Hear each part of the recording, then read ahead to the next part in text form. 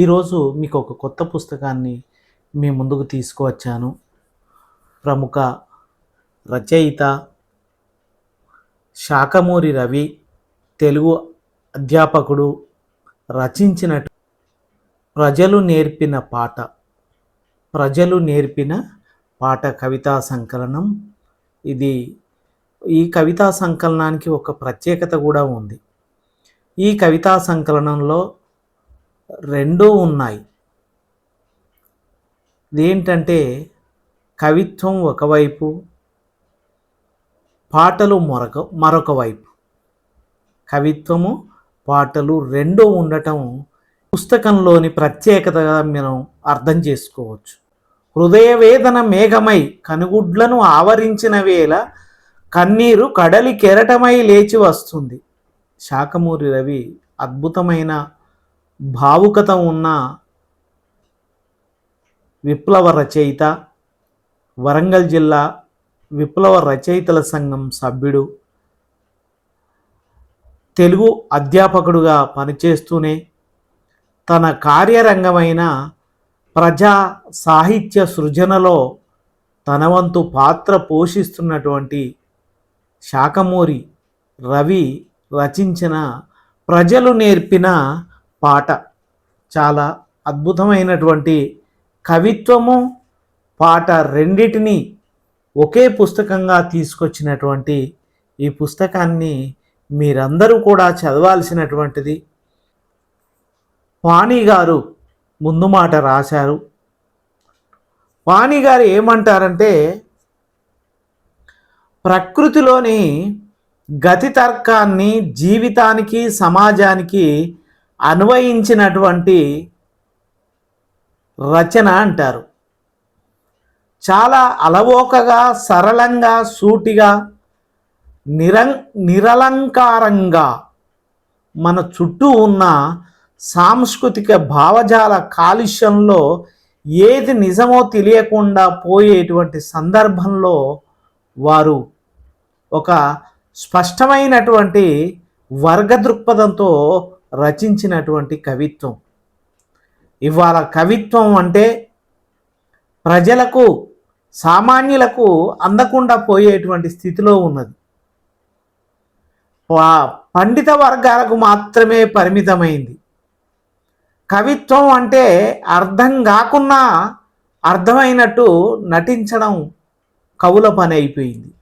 కవిత్వం అంటే శాలువాల సన్మానాల కోసమో, అవార్డుల కోసమో రాసేటువంటిది కవిత్వం కాదేమో అనిపిస్తుంటుంది. ఈ ప్రజలు నేర్పినటువంటి పాట పుస్తకాన్ని చదివిన తర్వాత మన హృదయం తప్పకుండా వికసిస్తూ ఉంటుంది. ఇందులో రవి రాసినటువంటి ఈ కవిత్వంలో నిజంగా విప్లవ కవిత్వంలో వస్తు వైవిధ్యం ఎలా ఉంది అనేటువంటిది కూడా మనకు కనిపిస్తూ ఉంటుంది. ఒక వర్గ దృక్పథంలో రాసినటువంటిది ఈ రచన. ఈ రచనల్లో మనకు స్పష్టంగా కనిపిస్తూ ఉంటుంది. శాఖమూరి రవి కొత్త రచయిత కాదు. 2011లోనే అవ్వ చెప్పిన తొవ్వ అని ఒక దీర్ఘ కవితను రచించాడు. అదేవిధంగా 2014లో పాదముద్రలు అనేటువంటి కవితా సంపుటిని కూడా ప్రచురించినటువంటి రచయిత. 2024లో ప్రజలు నేర్పిన పాట అంటూ 3వ పుస్తకాన్ని తీసుకువచ్చారు. కేవలం వచన కవి మాత్రమే కాదు రవి, ఆయన అద్భుతమైనటువంటి పాట రచయిత. అతని పాటలన్నీ మనం యూట్యూబ్లో చూసినట్లయితే మనల్ని ఒక నూతన ప్రపంచంలోకి, నూతన ఒరవడిలోకి ఆలోచింపజేసేలా కనిపిస్తూ ఉంటుంది. ఈనాటి రచయితలు తమ వ్యక్తిగత జీవితాన్ని, తమ వ్యక్తిగత శోకాన్ని శ్లోకాలుగా మార్చి రచన చేస్తూ ఉన్నారు. కానీ రవి రచనల్లో ప్రజల జీవితం ఉంటుంది, పోరాడేటువంటి ప్రజల జీవితం ఉంటుంది, పీడిత వర్గాల జీవితం అనేటువంటిది ఈయన కవిత్వంలో మనకు స్పష్టంగా కనిపిస్తూ ఉంటుంది. అందుకని నేను మొదటగా ఆయన పుస్తకంలోని ఒక కవితను చదివి మీకు వినిపిస్తాను. నా ఆవిష్కర్తలు, ఈ కవిత ఆవిష్కర్తలు, కవితా శీర్షిక నాన్న వాళ్ళు మనకు ఏమవుతారని, ఎందుకు అట్లా వెక్కి వెక్కి ఏడుస్తున్నావు? మనకే కాదమ్మా, వాళ్ళకి మనమేమీ కాము, మరి ఎందుకు ఏవో బీలో అని ఏడుస్తున్నావు? ఇదేమిటమ్మా అడిగాను. రాయి అంది. ఎట్లా అన్నాను. వంకర టింకరగా ఉంది అన్నది. మరి ఇదేమిటమ్మా అన్నాను. శిల్పం అంది. ఇదెలా ఉంది అన్నాను. అద్భుతంగా ఉంది అన్నది. వాళ్ళు మానవులను నూతన మానవులుగా ఆవిష్కరించేవాళ్ళు అన్నాను. ఏమైందో ఏమో, పాప కనుపాపల పలిమెల జలజల ఏడ్చింది. ఈ కవిత్వం సామాజిక పరిణామాలను, సామాజిక పరిస్థితుల్ని, సమాజంలో జరిగేటువంటి ఉద్యమాలను గమనంలో ఉన్న ప్రజలకు ఖచ్చితంగా అర్థమవుతుంది, పాఠకులకు ఖచ్చితంగా అర్థమవుతుంది. పాఠకులకు ఒక వారధిని నిర్మించుకున్నాడు తన కవిత్వ నిర్మాణ పద్ధతుల ద్వారా. కవిత్వం రాసిన రచయితకు తప్ప పాఠకుడికి అర్థం కానిది కవిత్వం అయిపోతున్న వేళ శాఖమూరి రవి గారు రచించినటువంటి ఈ రచనలో మనకు తప్పకుండా అర్థమవుతుంది. ఇతను ఎవరి కోసం ఏవో బీలో అని ఏడుస్తున్నావు, ఆంధ్ర ఒరిస్సా బార్డర్ అని ఏడుస్తున్నావు. కవి ఒక తన వ్యక్తి జీవితంలో నుంచా, ప్రజల జీవితంలో నుంచా, ఒక కుటుంబంలో తండ్రిని పిల్లలు ఎట్లా అర్థం చేసుకుంటూ ఉన్నారు అనే విషయాన్ని నూతన మానవులు ఎవరిని ఎలా ఆవిష్కరిస్తున్నారు, వాళ్ళ జీవితాలు ఛిద్రమైపోయినప్పుడు ఎట్లా ప్రజలు కన్నీరు పెట్టుకుంటున్నారు అనేటువంటి కవిత ఆవిష్కర్తలు తెలియజేస్తుంది మనకు. అదేవిధంగా మరొక కవిత కూడా ప్రేమలేఖ అని రాశాడు. ప్రేమలేఖ. ఆ రోజు అమావాస్య, మాట తప్ప మనుషులెవరు కనిపించని సమయం. అందమైన చంద్రునిలాంటి అతని ముఖం నా కళ్ళను కట్టేసి అతన్ని ఇష్టపడేలా చేసింది. అందమైన ఆ రాత్రుల్లో పక్షుల అరుపులే సెంట్రీ కాస్తున్న సమయం. అతని నోటి వెంట రాలే మట్టిపూల పరిమళం కరిగే మంచులా నా మనస్సును ప్రవహింపజేస్తే నేను అతన్ని ప్రేమించకుండా ఉండలేకపోయాను. మొన్ననే చల్లని గాలుల వెన్నెల రాత్రుల్లో మా గుట్ట కింద కాలువగట్టులో మొగ్గ తొడుగుతుంటే నా అందమైన చంద్రుడు నా మట్టిపూల పరిమళం మధ్య భారత విప్లవ పరిమళాన్ని వెదజల్లుతూ ఈ సంక్రాంతికి అమరుల స్తూపంతో మతోన్మాద విస్థాపన జీవన చిత్రం ఉట్టిపడేలా చెల్లెను ముగ్గేయమంటూ రాసిన ప్రేమలేఖ నా చేతికి అందింది. నా కళ్ళను కట్టేసి నా మనసును ప్రవహింపజేసిన నా పుట్టపాక మట్టి పరిమళం విస్తరించిన విశాలమెంతో, ప్రేమించబడే జన సముద్రమెంతో. సామాజిక ఉద్యమాల్ని దగ్గరగా చూస్తున్నటువంటి వారికి మాత్రమే ఈ ప్రేమలేఖ అర్థమవుతుంది. విప్లవోద్యమంలో ఉన్న విప్లవకారుడు తన సోదరికి రాసినటువంటి ప్రేమలేఖ, అది ఇతని చేతికి వచ్చినప్పుడు చూసినటువంటి సందర్భంలో రాసినది. ఆయన జ్ఞాపకాలను, ఆయనతో సంభాషించినటువంటిది, ఆయన సమ్మోహనమైనటువంటి ప్రసంగాన్ని విని ఎలా ప్రేమించలేకుండా ఉంటాను అతన్ని అని ఈ సోదర ప్రేమ లేఖ మనకు కనిపిస్తూ ఉంటుంది. ఈ కవిత్వంలో మనం చాలా విషయాలను తెలుసుకోవచ్చు. కవి రవి తను ఒక ప్రశ్నోత్తర పద్ధతుల్లో కవిత్వాన్ని చెప్తూ ఉంటాడు.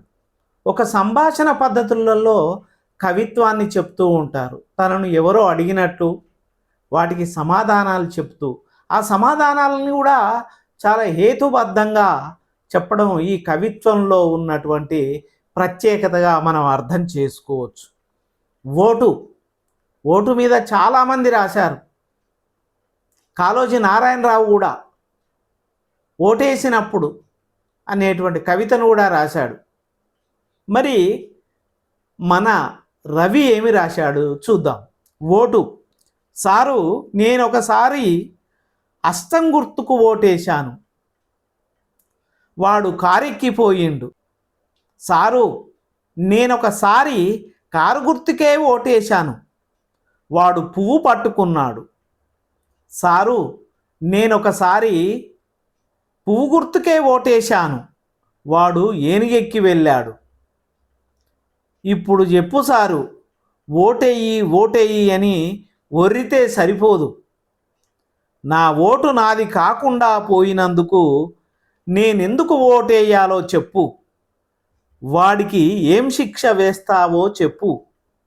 అప్పటిదాకా ఇక ఎన్నికల బహిష్కరణే. చాలా అద్భుతం. ఈ దేశంలో ఓటు ప్రజాస్వామ్యానికి ప్రతీకగా చెప్తూ ఉన్నాం. స్వేచ్ఛగా ఓట్లేయమని చెప్తున్నాం, ఓటేస్తున్నాం. కానీ ఓటేసి తీసుకున్నవాడు, నీ ఓటుతోని గెలిచినవాడు ఇవాళ ప్రపంచ మార్కెట్లో అంగడి సరుకుగా మారిపోతూ ఉన్నాడు. నీ కోసం మాట్లాడకుండా, నీ సమస్యల కోసం మాట్లాడకుండా నీకు వ్యతిరేకంగా మాట్లాడుతూ ఉన్నాడు. నీ ఓటు నీకు కాకుండా పోతూ ఉంది, నా ఓటు నాకు కాకుండా పోతున్నటువంటి సందర్భంలో వాడికి శిక్ష పడే వరకు అప్పటిదాకా ఎన్నికల బహిష్కరణే అంటున్నాడు. అవును, నిజాయితీగా అడుగుతున్నాడు. దీంట్లో హేతుబద్ధత ఉంది కవితలో. నేనొకసారి అస్తం గుర్తుకు ఓటేశాను, వాడు కారెక్కిపోయిండు. ఇవాళ మనుషులు మనం ప్రత్యక్షంగా కనిపిస్తున్నారు. ఒక పార్టీ నుంచి గెలుస్తున్నాడు, మరొక పార్టీకి మద్దతు పలుకుతూ ఉన్నాడు. మరొక పార్టీ నుంచి గెలిచి మరొక పార్టీ. ఇవన్నీ వ్యక్తిగత ప్రయోజనాల కోసం జరుగుతున్నటువంటిది. సమాజంలో ప్రజల ఆకాంక్షలకు విరుద్ధంగా పనిచేస్తున్నటువంటి రాజకీయ నాయకులకు శిక్షలు పడాలి, బుద్ధి చెప్పాలి అనేటువంటి కాళోజీ చాలా ఓటును జాగ్రత్తగా వేయి అని ఎంత చెప్పాడో, వేసిన ఓటుకు తీసుకున్నవాడు మోసం చేసిన వాడికి శిక్ష పడాలని ఈ రవి కోరుతూ ఉన్నారు. Hats off Sakhamuri Ravi. అద్భుతమైనటువంటి కవిత్వం. దీంట్లో పాటలు కూడా ఉన్నాయి. వాస్తవానికి ఈ పాటలు మీకు యూట్యూబ్లో కొడితే వస్తాయి. మిత్రమాని పిలుపు ఎంత స్వచ్ఛమైనదిరా, అది కలితి లేని పాలవోలే కమ్మనైనదిరా, అది కలితి లేని పాలవోలే కమ్మనైనదిరా. మిత్రమా అనేటువంటి పాట. ఇట్లా కేవలం రవి కవి మాత్రమే కాదు, మంచి పాట రచయిత కూడా అని చెప్పుకోవచ్చు. తెలుగు అధ్యాపకుడు కావడం వల్ల ఈ సృజనాత్మకత ఒరబడింది అని నేను అనుకుంటున్నాను. కవిత్వాన్ని పాటగా చేయగలగటం అనేటువంటిది రవిలో ఉన్నటువంటి గొప్ప లక్షణం. కనుక ఈ యొక్క పుస్తకాన్ని తప్పకుండా మీరు కొనుగోలు చేయండి. ఈ పుస్తకాన్ని మీరందరూ చదవండి. ఈ పుస్తకం యొక్క వెల 100 రూపాయలు మాత్రమే. ప్రతుల కోసం శాఖమూరి రవి ప్రజలు నేర్పిన పాట అనే కవిత పాటల సంపుటిని మీరు ఆదరించాలని కోరుతూ ఉన్నాను. ధన్యవాదాలు.